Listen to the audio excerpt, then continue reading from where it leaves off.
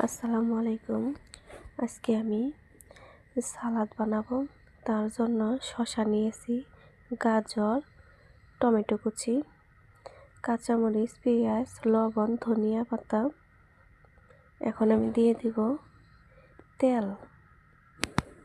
তেলটা দিয়ে নিয়েছি। এখন আমি ভালো করে মাখিয়ে নেব। মাখানো হয়ে গেছে। এখন আমি দিয়ে দেব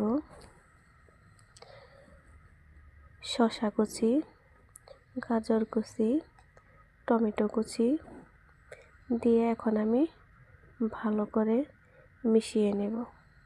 এই সালাদটা কিন্তু খেতে অনেক মজার হয়, সব কিছু দিয়ে খাওয়া যায়। বিরিয়ানির সাথে, মাংসর সাথে খেতে